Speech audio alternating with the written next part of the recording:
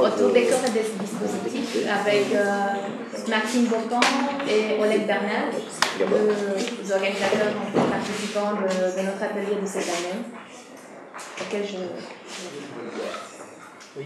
Ce que je vous propose, donc, ce sont quelques extraits de l'histoire de la sexualité en La volonté de savoir, de Michel Foucault, et quelques notes de lecture que j'ai faites lorsque j'ai lu ce livre-ci. Lorsque Foucault a entrepris une histoire de la sexualité, il a mis en évidence la constatation suivante. À la fin du XIXe siècle, un phénomène spécifique avait attiré la curiosité de Freud. Il s'agit d'un phénomène qui était d'une grande importance dans la psychiatrie de cette époque de la culture occidentale, un phénomène qui, souligne Foucault, avait fasciné les médecins, les chercheurs et, de manière générale, ceux qui s'intéressaient à la psychologie. Ce phénomène, c'est l'hystérie. Foucault en donne une brève description. L'hystérie est, pour l'essentiel, caractérisée par un oubli ou méconnaissance massive de soi-même, par le sujet. Oubli de son passé, oubli de toute une partie de son corps. Aux yeux de Foucault, c'est là un point capital fondateur de la psychanalyse, au moins tel que l'a concevait Freud. Car Freud a montré que c'est précisément l'hystérie le point d'ancrage de la psychanalyse. Seulement, l'hystérie ne consistait pas pour Freud dans un oubli général de soi, mais dans une méconnaissance par le sujet de son propre désir. C'est là le point de départ de la psychanalyse. Et c'est en ceci que consiste la première observation de Foucault que j'ai voulu vous montrer. La deuxième observation de Foucault est la suivante. Ce phénomène crucial pour la psychanalyse, l'hystérie, a été doublé par un autre phénomène qui lui était contemporain. Il s'agit, insiste Foucault, d'un hyper-développement du savoir et de la théorie de la sexualité. Et ceci non pas sur le plan individuel, mais sur le plan culturel. Donc il s'agit d'un double phénomène. Méconnaissance par le sujet de son propre désir, plan individuel, et simultanément savoir extensif sur la sexualité, plan culturel. En quoi consiste la particularité de la démarche historico-philosophique de Foucault par rapport à ces observations que je viens de faire? Il s'agit pour Foucault d'étudier cette surproduction du savoir socioculturel sur la sexualité en elle-même et de voir dans quelle mesure la psychanalyse fait partie de cette grande économie de la surproduction du savoir sur la sexualité. Donc on le voit bien, le travail de Foucault n'est pas anti-psychanalytique. Il consiste plutôt dans un questionnement qui se fait au niveau d'une surproduction du savoir sur la sexualité et, ce faisant, de saisir la place de la psychanalyse que la psychanalyse occupe dans ce champ socioculturel. Voici donc l'enjeu de Foucault. Faire une analyse de la sexualité à partir du discours sur la sexualité et non pas en fonction de la méconnaissance par le sujet de son propre désir. Alors, ceci étant dit, je voudrais faire une autre remarque, tout en disant que le texte de Foucault, l'histoire de la sexualité en La volonté de savoir, dans ce texte, on peut voir l'importance de notre concept, c'est celui du dispositif. Il est important en ceci qu'il couvre non seulement le champ du discours sur la sexualité, comme je viens de le préciser, mais aussi une dimension non discursive investie dans la production du savoir sur la sexualité. Le dispositif, comme le rappelle Foucault, est un réseau qu'on peut établir entre les éléments discursifs et non discursifs. Je n'insiste pas sur la particularité de ce concept, du statut de ce concept dans l'œuvre de Foucault. On peut consulter en ce sens Agamben, Deleuze ou Jean-Marie Vess. Mais je voudrais tout de même faire l'observation suivante. Le concept de dispositif renvoie notre attention à un autre terme que Foucault utilise très fréquemment dans ses cours au Collège de France, le pouvoir psychiatrique, les anormaux, mais aussi dans ses bouquins comme Surveiller et punir ou La volonté de savoir. Donc c'est le terme de technologie de pouvoir, où ce terme va de pair avec la notion de code ou de codification. Alors s'il est important ce terme, c'est pour un certain nombre de raisons dont j'aimerais mentionner quelques-unes. Une technologie de pouvoir se distingue de l'idéologie. Une technologie n'est pas une idéologie. Si l'idéologie, comme le souligne Althusser, est un rapport imaginaire des individus à leurs conditions réelles d'existence, c'est-à-dire qu'un rapport médiateur, non? Il s'agit d'une médiation, on ne peut pas se rapporter directement aux conditions réelles d'existence, on passe toujours par l'imaginaire. Alors, une technologie ne passe pas par l'imaginaire, elle agit directement sur les corps. C'est là une observation qui me paraît importante. Et je pense qu'il faut encore insister et dire que non seulement une technologie du pouvoir agit directement sur les corps des sujets, elle crée ses propres sujets, elle assujettit les individus à l'intérieur d'un dispositif spécifique du pouvoir. C'est une caractéristique essentielle du pouvoir chez Foucault. Non, le pouvoir n'est pas une instance qui bannit notre désir sexuel, par exemple. Au contraire, il crée des sujets, il est éminemment positif. La technologie est un exemple de cette positivité du pouvoir au moyen de laquelle des sujets sont créés. La technologie du pouvoir crée, ou plus précisément dit, elle suscite des modes de subjectivation. La suscitation du désir du sexe est un exemple de cette efficacité des technologies de pouvoir. C'est pourquoi affirmer le désir du sexe n'est qu'un piège du dispositif du pouvoir. Alors, comment est-ce qu'on peut résister au pouvoir si, en disant oui au sexe, on ne fait que perpétuer un ordre spécifique du dispositif du pouvoir? Foucault fait la remarque suivante, qui est contenue dans les extraits que je vous propose aujourd'hui. Il dit ceci: contre le dispositif de sexualité, le point d'appui de la contre-attaque ne doit pas être le sexe-désir, mais les corps et les plaisirs. Fin de citation. Alors, moi je me demande en quoi consiste le potentiel de résistance propre au corps et au désir. S'il représente effectivement le point d'appui contre le dispositif de pouvoir, de sexualité, faut-il supposer qu'ils sont en dehors du dispositif de sexualité? Si oui, en quoi consisterait la spécificité de cette extériorité? Est-ce notre dispositif? Si oui, s'il est donc impossible de sortir d'un dispositif pour problématiser notre subjectivité, comment faudrait-il alors concevoir le statut dispositif pour qu'il ne soit plus un cadre assujettissant de notre identité? Alors, pour tenter une réponse à cette question, il me paraît important de dire qu'il ne s'agit pas pour Foucault de choisir parmi plusieurs dispositifs le dispositif qui est le plus adéquat pour notre subjectivité, mais plutôt d'observer tout simplement qu'il y a transformation de l'ordre des dispositifs et ainsi qu'il y a un temps spécifique qui caractérise ces transformations. Alors je crois qu'on pourrait peut-être situer ce temps historique des dispositifs à deux niveaux. Donc on pourrait dire d'abord qu'il s'agit d'un temps du dispositif, un temps qui est antérieur à l'ordre du dispositif, et puis ensuite un temps des transformations des dispositifs. Donc, il s'agirait dans ce sens-là d'un temps proprement historique, un temps du mouvement propre au changement de l'ordre des dispositifs. Alors si on accepte ceci, la question de ma part serait qu'est-ce que rend possible le déplacement d'un dispositif à l'autre? Donc qu'est-ce que rend possible le basculement d'un dispositif à l'autre? Comment peut-on comprendre ce déplacement? Donc c'est par le biais de cette question qui vise la dimension temporelle des transformations des technologies ou dispositifs de pouvoir que peut-être on pourrait penser une nouvelle forme de résistance au pouvoir. Et voilà, ce sont mes brèves lectures de ce texte, l'histoire de la sexualité 1. Et je vais peut-être tout de suite lire les extraits. Et puis ensuite, Maxime peut-être aura quelque chose à dire de Deleuze.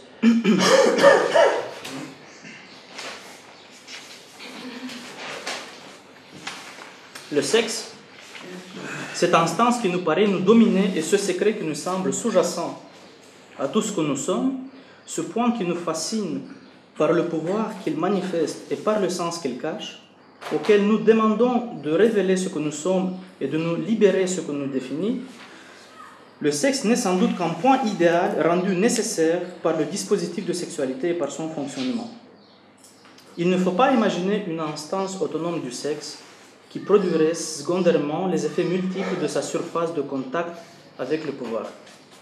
Le sexe est au contraire l'élément le plus spéculatif, le plus idéal, le plus intérieur aussi dans un dispositif de sexualité que le pouvoir organise dans ses prises sur les corps, leur matérialité, leur force, leur énergie, leur sensation, leur plaisir.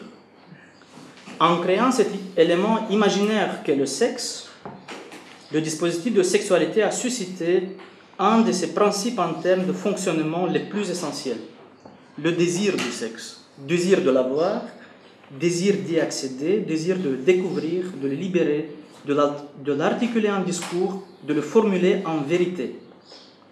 Il a constitué le sexe lui-même comme désirable. Et c'est cette désirabilité du sexe qui fixe en chacun de nous à l'injonction de le connaître, d'en mettre au jour la loi et le pouvoir. C'est cette désirabilité qui nous fait croire que nous affirmons contre tout pouvoir les droits de notre sexe, alors qu'il nous rattache en fait au dispositif de sexualité qui a fait monter du fond de nous-mêmes comme un mirage où nous croyons nous reconnaître, le noir éclat du sexe. Ne pas croire qu'en disant oui au sexe, on dit non au pouvoir. On suit au contraire le fil du dispositif général de sexualité. C'est de l'instance du sexe qu'il faut s'affranchir si, par un retournement tactique des divers mécanismes de la sexualité, on veut faire valoir contre les prises du pouvoir, les corps, les plaisirs, les savoirs, dans leur multiplicité, leur possibilité de résistance. Contre le dispositif de sexualité, le point d'appui de la contre-attaque ne doit pas être le sexe-désir, mais les corps et les plaisirs. Fin de citation. Alors, comme promis, mais quelques bêtises sur Deleuze. Donc, je vais partir justement de Foucault, puisque je voudrais m'inscrire dans le propos d'Oleg. Si on se réfère à Foucault, et à Surveiller, punir notamment, il y a un gros travail mené sur les corps, et particulièrement sur les corps des enfants à l'époque moderne. Tout un tas de machines que Foucault regroupe sous la même notion d'orthopédie, littéralement de éducation droite. Une politique de discipline des corps. Cette orthopédie vise, entre autres, et c'est là que c'est intéressant en comparaison avec le commentaire de Oleg, c'est que donc cette orthopédie vise les comportements sexuels des enfants. Il y a par exemple des machines pour éviter la masturbation. C'est intéressant car il me semble que pour Deleuze et Guattari, dans l'Anti-Oedipe et dans Mille Plateaux, la psychanalyse a pour but justement, s'est donné pour but de rectifier l'esprit des enfants, non pas peut-être pour le rendre plus sain, mais pour y faire entrer Oedipe. D'ailleurs, c'est pas sûr qu'il ne s'agit pas de rendre les enfants plus sains, puisque Freud définit l'enfant lui-même comme un pervers polymorphe, ce qui n'est pas vraiment bon signe quand on essaie d'être en bonne santé. L'enfance, pour la psychanalyse, selon Deleuze et Guattari, bien sûr, est le lieu d'Oedipe, sa maison natale. L'enfant veut tuer le père, violer la mère, etc., etc. L'enfance même, je dirais, est nécessaire à la psychanalyse. La psychanalyse est obligée de penser l'enfance, puisque la psychanalyse se veut être une théorie de l'inconscient, mais se veut être aussi une histoire de l'inconscient. Et c'est en cela que le moment de l'enfance est un passage quasiment obligé quand on veut s'intéresser à l'inconscient de l'individu. Ce que Deleuze et Guattari nous disent dans le texte que je vous propose de lire aujourd'hui, donc tiré de Mille Plateaux, qui est paru en 1980, donc 8 ans après l'Anti-Oedipe. Donc ce que Deleuze et Guattari nous disent dans ce texte, c'est « les enfants ne sont pas oedipiens, les enfants ne vivent pas dans l'Oedipe, ils sont spinozistes ». Qu'est-ce que ça veut dire en termes simples? Ça veut dire que les enfants ne sont pas focalisés sur papa-maman, ils ne veulent pas tuer papa, violer maman, et puis la bonne, par l'occasion. Ce sont avant tout des expérimentateurs. Et on retrouve d'ailleurs, avec cette idée d'expérimentation, un thème qui traverse, selon moi, l'ensemble de l'œuvre de Deleuze, seul, c'est-à-dire le thème de l'expérimentation. J'y revenir à la fin de mon petit propos sur justement en quoi spinozisme et expérimentation se lient chez Deleuze. L'ensemble du texte, donc, est traversé par le paradigme d'une ontologie spinoziste, et plus précisément d'une ontologie spinoziste que je qualifierais de pragmatique. C'est là qu'intervient la notion d'expérimentation. Tout est centré, si vous voulez, pour Deleuze et Guattari, sur la notion de rencontre et sur la notion d'agencement. Il s'agit de voir un peu comment s'applique de manière pragmatique, j'ai envie de dire, de manière expérimentale, la théorie ou la définition spinoziste du corps. Et on retrouve d'ailleurs explicitement la définition spinoziste du corps dans ce texte. Je crois que le thème de l'enfance, ou plutôt le concept d'enfant, et d'ailleurs c'est assez intéressant puisqu'on voit bien, on sent bien le retour du nietzschéisme dans le spinozisme à travers cette notion d'enfant, pour Deleuze et Guattari. Donc ce concept d'enfant sert à dissiper également un malentendu de l'anti-Oedipe. C'est le second point. À mon avis, l'enfance, telle qu'elle apparaît dans ce texte, sert d'une part à finaliser, j'ai envie de dire, la critique de la psychanalyse, ou en tout cas de la reprendre d'une certaine manière, d'une autre manière, de reprendre la critique de la psychanalyse telle qu'elle avait été développée dans l'anti-Oedipe, et également, pour Deleuze et Guattari, de dissiper un possible malentendu par rapport aux propos qui étaient tenus justement dans l'anti-Oedipe. Certains ont compris, en effet, à la lecture de l'anti-Oedipe, peut-être une lecture un peu trop naïve, ou peut-être que même cette lecture était conditionnée par le propos même de l'anti-Oedipe, qu'il fallait devenir schizophrène. Schizophrène, ça veut dire quoi? De devenir schizophrénique dans l'anti-Oedipe, ça veut dire qu'il s'agit de, et là on peut reprendre le vocabulaire foucaldien, de mettre en échec le dispositif, de tout faire éclater. C'est un peu le paradigme de la révolution, si vous voulez, où toutes les normes, où tous les codes sautent. On aurait pu croire, à partir de l'Oedipe, qu'il s'agissait de cela. Mais, justement, et c'est à ça que sert ce texte, Deleuze et Guattari nous disent qu'il faut devenir enfant et non pas schizophrène. Il faut détruire pour agencer selon des perspectives non prévues, non prévisibles. Là aussi, dissipation d'un possible malentendu par rapport au nietzschéisme. Il ne s'agit pas de détruire pour détruire. On aurait pu croire, en effet, avec l'anti-Oedipe, qu'il fallait, et là on peut reprendre la notion de code dans l'anti-Oedipe, tout décoder, tout détruire, tout faire sauter. Le message de Mille Plateau, justement, est clair à ce sujet. Ce sont des imbéciles, on pourrait dire, ceux qui veulent détruire pour détruire. Le problème, ce n'est pas le code ou le dispositif, justement, c'est sa répétition vide, ou ce qu'on pourrait appeler sa sédimentarisation. Le fait que, si vous voulez, le dispositif se répète, le code se répète, alors qu'il est totalement vide de sens. C'est pour ça que dans ce texte, donc de Mille Plateau, il est question de machinisme universel. On retrouve cette idée que l'on trouvait déjà présente dans l'anti-Oedipe, mais cette fois peut-être affirmée davantage, selon laquelle on est tous bricoleurs, on fabrique tous nos petites machines. Dès lors, on comprend à la lecture de ce texte que l'enfant est le bricoleur par excellence, le créateur par excellence. Et l'enfance ne doit pas être comprise, à mon avis, de manière biologique, il ne s'agit pas de se comporter de manière puérile, bien au contraire, mais plutôt à interpréter comme un devenir, c'est-à-dire la capacité pour les individus de créer des codes, de créer des dispositifs. La leçon est, on n'a pas besoin de sortir des dispositifs, on n'a pas besoin de sortir des codes, il faut les réinventer, il faut les créer. Et justement, et c'est là-dessus que s'achève ce texte, et c'est là-dessus que s'achève mon propos, en philosophie, il y a aussi un devenir enfant, il y a aussi une enfance de la philosophie, et pour Deleuze et Guattari, cette enfance de la philosophie passe justement par le spinozisme. Donc, on peut lire le texte. Est-ce que quelqu'un veut lire pour terminer?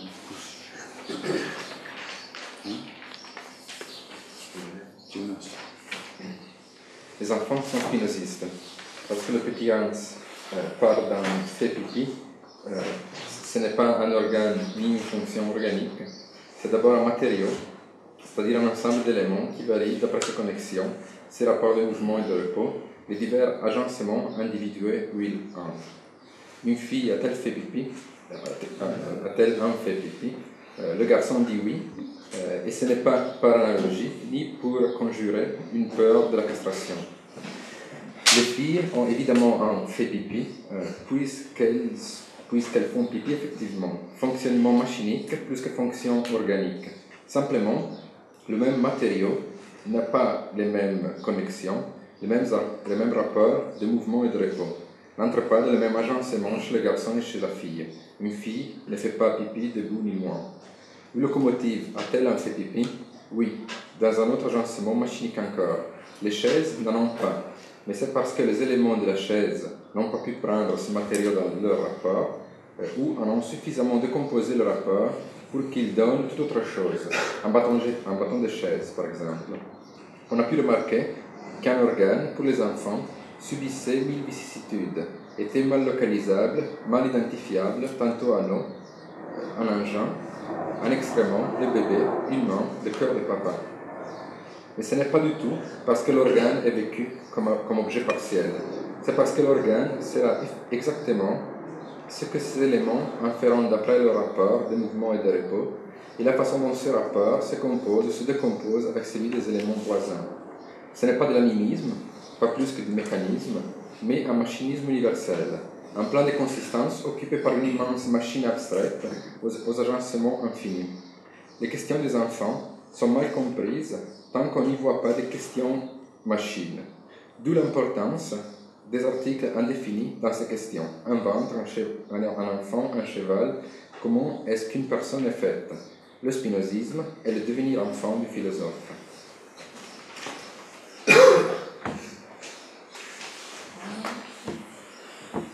La discussion est ouverte. Remarques, questions?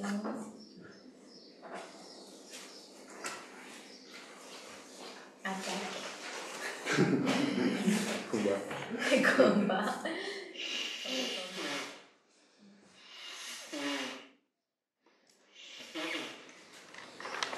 Moi, j'étais curieux par rapport à la distinction que Oleg a introduite au début entre méconnaissance de son propre désir d'un côté, savoir de l'autre, dispositif du savoir.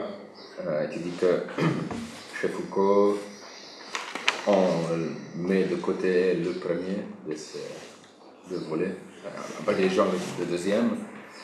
Je me demandais si on peut trouver chez Foucault une analyse de la manière dont le dispositif de savoir lui-même produit, en tout cas est lié de quelque manière à la méconnaissance de son propre désir. C'est-à-dire, est-ce que c'est simplement deux niveaux qui sont distingués chez Foucault, ou bien il s'agit de réfléchir à leur enchaînement? J'ai l'impression que pour Foucault, ce qui l'intéresse, ce n'est pas du tout est-ce que oui ou non, ou si oui, pourquoi le sujet méconnaît son propre désir. C'est simplement de faire une analyse un peu des manières dont on réfléchit sur ça. C'est un peu et d'englober de cette façon ce premier niveau par une autre réflexion sur des pratiques discursives et des technologies de pouvoir. Voilà, il n'est pas une question de pourquoi on méconnaît, mais de comment ce problème-là a été réfléchi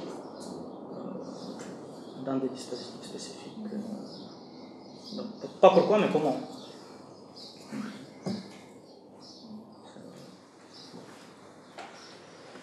J'aurais une question, je crois, qui est liée. En fait, en t'écoutant et en lisant le texte de Foucault, ça m'a fait penser à ce que propose Christophe Dejoux, en fait, en psychanalyse, mais je ne connais pas très bien, hein, mais c'est juste des pistes d'interrogation qu'il donne en dissociant deux ordres qui sont d'une part l'ordre, c'est une interprétation de Freud d'ailleurs sur la pulsion en fait, qui suscite cette distinction chez lui, un ordre du fonctionnement du corps biologique et un ordre de l'érotisme. Donc de l'érotisme, on pourrait mettre voilà, le désir et puis on va voir qu'est-ce que le sexe a à faire là-dedans. Mais en tout cas, ce sont deux ordres qui se développent pour ainsi dire qui ont chacun leur intelligibilité ou en tout cas leur raison, leur mode de fonctionnement spécifique, qui ne sont pas donc à confondre et qui en même temps se développent l'un en rapport avec l'autre. Donc par exemple, la spécification des organes, le développement organique va toujours de pair avec ce que de jour appelle l'émancipation érotique, parce que l'émancipation, par contre, n'est que l'apanage de l'érotisme chez lui. Le fonctionnement, il est, voilà, ça marche, ça se branche, ça croît, disons, plutôt plus. Mais après, l'érotisme est ce petit supplément, ce petit ajout qui est véritablement facteur d'émancipation pour l'individu. Et ces deux ordres fonctionnent, sont reliés, sont distincts et en même temps reliés, puisque en fait on ne peut avancer dans le fonctionnement organique sans que un supplément érotique soit apporté à tout cela, et puis en même temps l'érotisme ne peut se mettre en place qu'en rapport avec le fonctionnement purement organique. Et les dysfonctionnements d'ailleurs viennent souvent du fait que en érotisant trop une partie du corps, elle ne fonctionne plus. Par exemple, je ne sais pas, la bouche qui veut trop embrasser ne veut plus se nourrir, ou des choses comme ça. Donc il y a au bout d'un moment des fuites de territoire sur le corps de ces deux types d'investissements-là, dont seulement un est véritablement libidinal, l'autre c'est de l'ordre du pur fonctionnement. Et enfin voilà, c'est un peu ce que de jour a proposé à partir de Freud, mais voilà, il y a 1000 développements possibles à partir de ça. Lui, il travaille dans le domaine de la psychosomatique, donc pour essayer de comprendre comment certaines expressions du corps finalement donnent quelque chose à voir de ce rapport-là, de la manière dont c'est constitué ce rapport-là, dans un certain type d'individualisation. Et alors en t'écoutant, du coup je me disais, j'ai beaucoup aimé toutes les distinctions que tu as faites pour essayer de comprendre ce devenir des dispositifs, ce qui se passe à l'intérieur et puis aussi à l'extérieur lorsqu'il faut mettre ensemble des dispositifs différents, etc.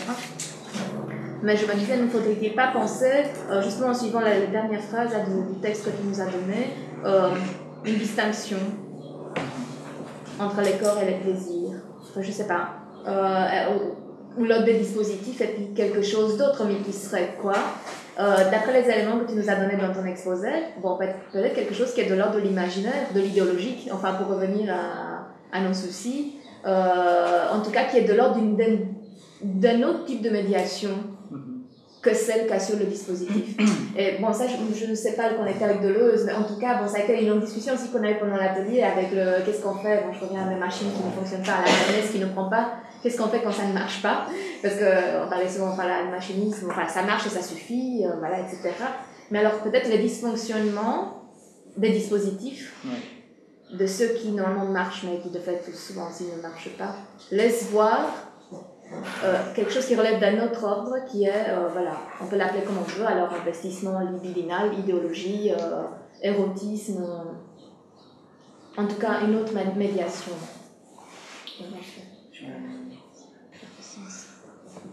Oui, c'est très intéressant. Ici, dans le deuxième paragraphe, par exemple, moi je me posais aussi ce genre de questions, mais le souci que j'ai, c'est que l'élément imaginaire que le sexe, par exemple, c'est une production. Donc il n'est pas supposé pour expliquer ensuite des transformations historiques des dispositifs de sexualité, de pouvoir, mais c'est une production. Du coup, si c'est une production, je ne peux pas le prendre comme un point d'appui pour rendre compte historique de différents dispositifs. Donc ça serait peut-être un souci comme ça. Donc ça serait peut-être autre chose, mais quoi, oui, c'est un autre. Oui, mais le fait que ce soit un produit n'empêche pas que ce soit autre chose. Donc peut-être aussi il faudrait penser une espèce de hétérogénéité qui se fait jour au sein de la production même, où voilà, ce qui est produit ne peut plus être ramené entièrement à ceux qui la produisent. Et alors si jamais ça pouvait être pris en compte comme tel, alors voilà, on pourrait quand même penser, on revient à nos dualités, de régime duel, et au clivage. Il nous manquait un peu, donc voilà, il faut le réintroduire.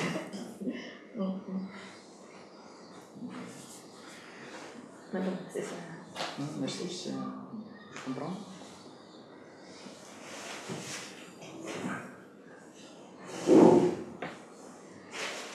Est-ce qu'il y a d'autres questions qu'on a remarquées? Dit la machine a évité la masturbation, ça marche pas bien.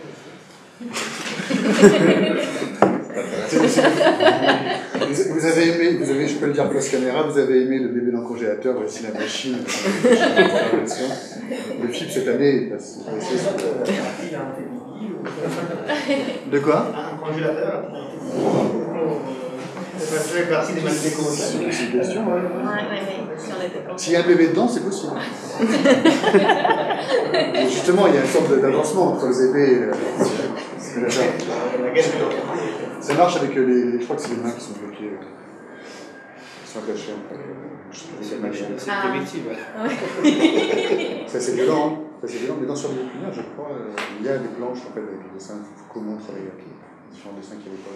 C'est en 18e siècle. Dans le film Le Ruban Blanc, tu vois ça à un moment donné où le fils il est. Tu vois, le fils il est attaché à son lit avec une ceinture, il peut pas. Je pense, les mains sont au-dessus de la couette, ils sont attachés pendant toute la nuit. J'ai cru que c'était électronique. C'est pas pour le ronflement ou. C'est vraiment. C'est en Belgique. Ça supprime pas le désir, alors c'est juste. Non, c'est. C'est une très bonne question.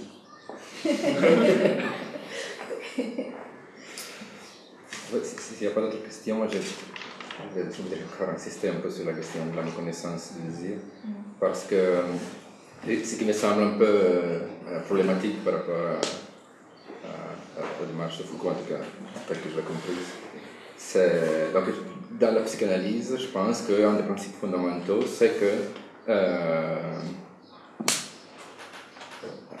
le sujet doit toujours être compris comme excédant l'enchaînement de sa propre histoire. Donc, au cours de l'analyse, on produit un savoir des différents moments de l'histoire d'un sujet, mais ce qui permet de faire basculer l'analyse, donc d'aller vers la fin de l'analyse, c'est lorsque le sujet comprend qu'il n'est pas réduisible à cet enchaînement-là. C'est-à-dire que pratiquement, dans toute son histoire qui peut être reconstruite par l'analyse, il n'y a absolument aucun moment qui puisse être considéré comme déterminant pour sa propre névrose ou autre chose. C'est un peu le cartésianisme de Lacan, on pourrait dire. Est-ce qu'on ne risque pas, donc si on assume cela par rapport à la psychanalyse, d'effacer la possibilité de penser cet excès du sujet par rapport à sa propre histoire, si on le réduit à ce que le savoir peut lui apprendre de soi-même. Je ne sais pas si tu vois. À la façon dont, par le savoir, le sujet devient capable de se réfléchir. Je pense qu'il y a cette dimension d'excès abyssal qui est un peu évacuée. En fait. Je sais pas, je pense qu'il s'agit de la psychanalyse de Freud d'abord, des psychanalyses. Je ne sais pas si Foucault dit que la psychanalyse c'est ça. Mais à un moment historique, oui, c'était ça. Et je pense qu'il s'agit tout simplement, enfin, il s'agit pour Foucault de comprendre cette simultanéité de ce phénomène au plan individuel et en même temps une surproduction d'un discours sur la sexualité. Et je ne pense pas qu'à partir de là, on réduit la psychanalyse dans une certaine... On ne lui assigne pas une...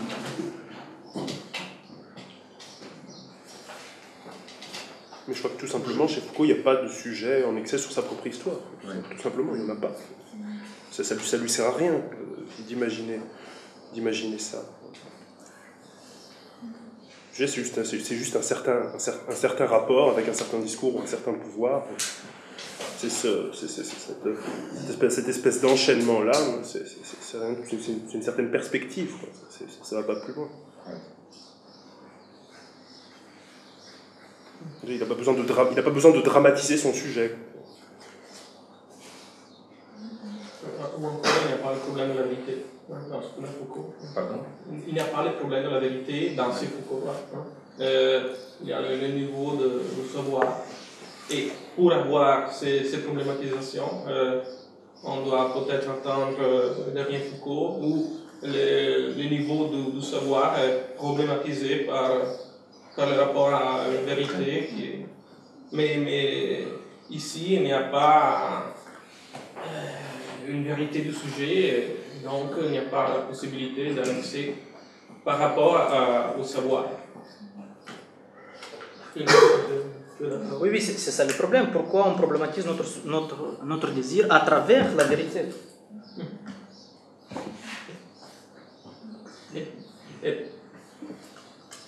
Moi, j'avais une petite question.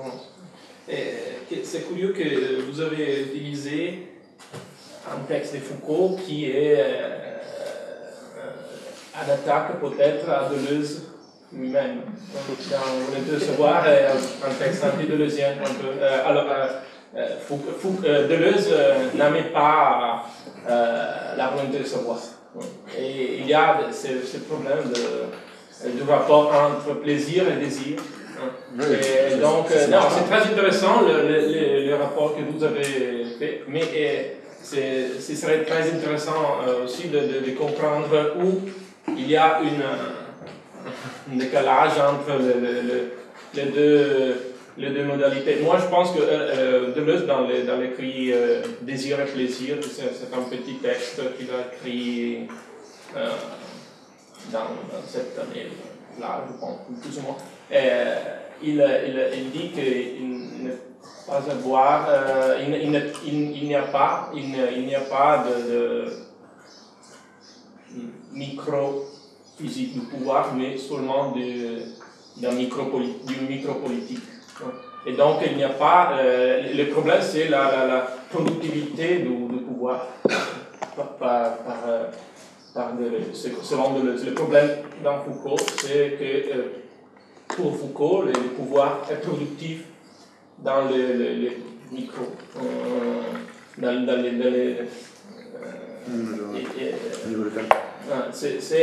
je ne sais pas si ça c'est peut-être une problématisation de ce discours. Ce qui est sûr, juste pour répondre sur la relation entre Deleuze et Foucault, c'est que Deleuze n'est pas Foucault, Foucault n'est pas Deleuze. Donc, forcément, il y a des points de divergence.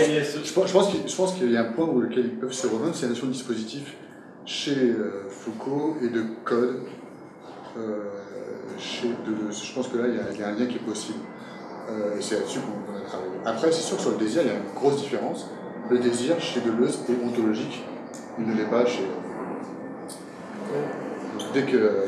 déjà Deleuze est spinoziste, Foucault n'est pas spinoziste. Foucault fait partie, à mon avis, de ces penseurs de la subjectivité. La preuve, c'est qu'il arrive, dans les années 80, à parler du sujet, ce que Deleuze ne fait pas. Et Deleuze pense que ces conceptions du plaisir chez Foucault est problématique, très problématique, justement pour ces choses-là. Oui, tout à fait. Oui. Une phrase comme celle de la fin du texte, là, il faut substituer le plaisir au désir, chez Deleuze, ça n'a strictement aucun sens. Puisque c'est pas du tout le désir ne cherche pas forcément le plaisir.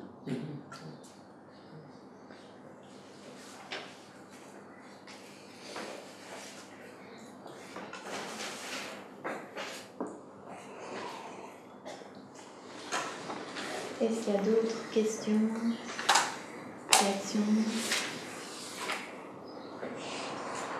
On peut évidemment continuer la discussion aussi dans d'autres contextes. C'est ça que ça veut dire, on va boire un coup. Dans d'autres dispositifs. Voilà.